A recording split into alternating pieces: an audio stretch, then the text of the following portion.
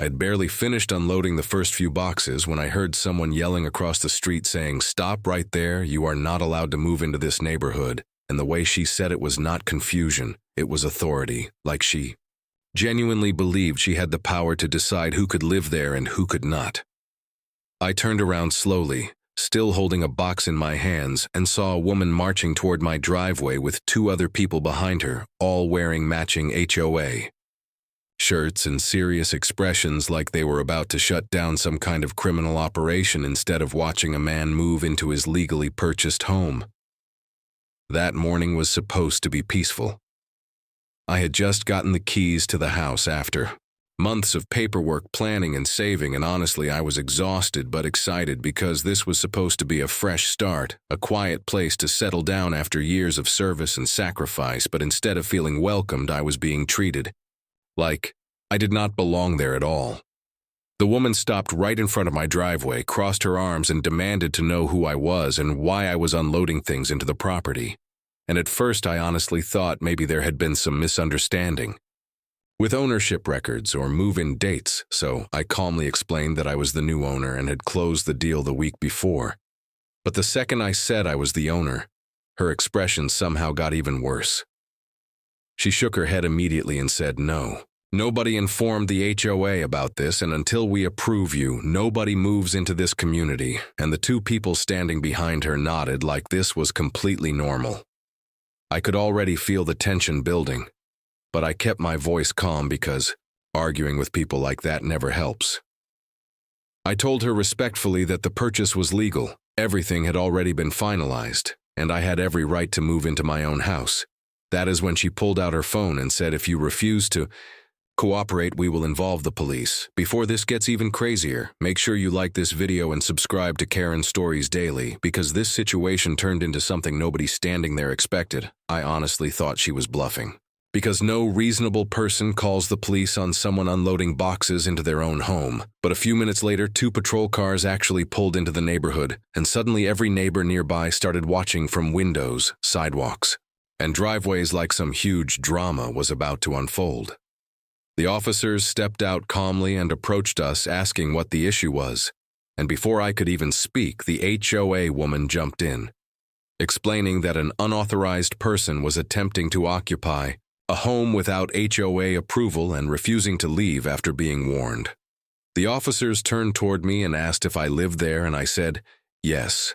I just bought the property and I can show you every document if needed." One of the officers nodded politely and asked to see identification and proof of ownership, which I handed over immediately because I already knew this situation would eventually come down to facts, not opinions. While the officer looked through my paperwork, the HOA woman kept talking in the background, saying the neighborhood had standards and procedures and that people could not just move in without being reviewed first, and honestly, even the younger officer looked confused by what she was saying. Then something happened I did not expect at all. The older officer looked at my ID for a second longer, then looked up at me carefully like he recognized something, and asked quietly if I had served in the military. I told him yes, retired Navy after 22 years. The second I said that, both officers straightened up almost instantly, and the older one gave a respectful nod before raising his hand in a salute and saying, "Thank you for your service, sir." The entire street went silent. You could actually feel the atmosphere change in that exact moment, because just seconds earlier the HOA woman had been acting like I was some unwanted trespasser, and now the officers she called were standing there showing me respect right in front of everyone. Her face completely changed. She looked shocked, confused, almost frozen, like she could not understand why things were no longer going the way she planned. The officer handed my documents back and said, "Everything checks out. He is the legal homeowner and fully within his rights to move in today," but instead of backing down, the HOA woman tried one more time, saying HOA approval still mattered, and community rules gave them authority over new residents, and the older officer calmly explained that HOA rules do not override property ownership rights, and there was absolutely no legal reason to stop me from entering my own home. The neighbors watching nearby started whispering to each other, and suddenly the same people who had been staring at me suspiciously were now looking at her differently, like they were realizing this situation had gone way too far. I stayed calm through all of it because after years in the military, I learned something important. People reveal themselves when they do not get the control they expect. And that was exactly what was happening here. The HOA woman stood there speechless for a moment before finally muttering that this was not over and walking away quickly with the others following behind her without saying a word.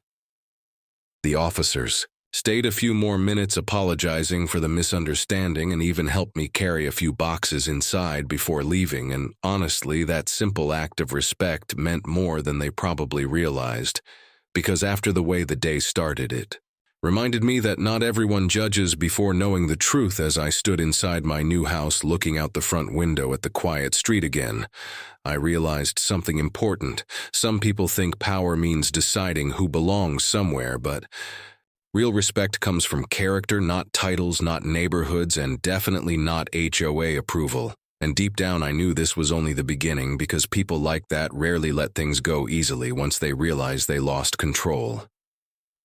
The next few days were tense but quiet, and honestly, I thought maybe the situation was finally over after the police made everything clear.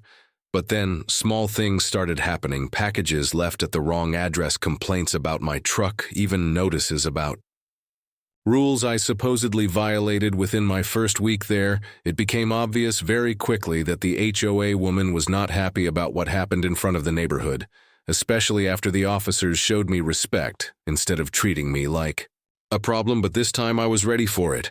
Instead of reacting emotionally, I documented everything, every notice, every complaint, every interaction, because I had dealt with difficult situations before, and I knew staying calm matters more than arguing. Week later, there was an HOA meeting, and I decided to attend because I wanted everything handled directly and respectfully, and the moment I walked into that room, you could feel people watching, waiting to see what would happen. The same woman started talking about community standards and respecting HOA authority, but this time her confidence was different, not as strong as before, because now everyone already knew what happened the day she called the police on me. When it was finally my turn to speak, I kept it simple. I told them I moved there for peace, not conflict, and I had every intention of being a respectful neighbor, but respect works both ways. The room stayed completely quiet after that because deep down even they knew things had gone too far. After the meeting, the complaints suddenly stopped. No more notices, no more problems, and slowly the neighborhood changed. People actually started introducing themselves, talking normally, waving when I drove by, and the tension disappeared.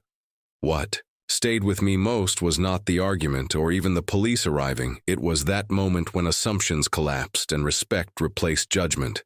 If you made it this far, let me know what you would have done in this situation and share this story with someone who needs to hear it, and do not forget to subscribe to Karen Stories Daily for more stories like this, where truth always finds its way out.